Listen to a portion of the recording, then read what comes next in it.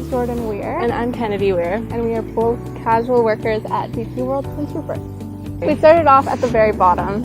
So when we get work, and you just go as hard as you can. And being women and being so young, we really had to prove ourselves. So we did the physical jobs. We took on the dirty, rusty, oil-stained jobs and had hard days, but then we got offered our writing, which has led to an amazing amount of opportunities for both of us.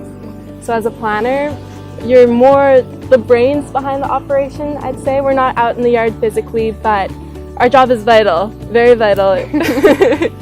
And as a trucker, I am the eyes of the operation pretty much, so we go hand in hand and we get to work with each other all the time. Which is really cool. Yeah. I get to boss her around sometimes.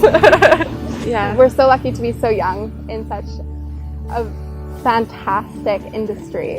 It's always provided us with work and jobs. Sometimes it'll be Kennedy in the office, I'm in the yard, and then my dad's my actual foreman. So it keeps everyone together, which is really good. This job has made it so that Jordan and I already have moved out. We have our own apartment. We're more independent now, and we get to live in the place that we've always wanted to stay. With a full-time job, it's perfect.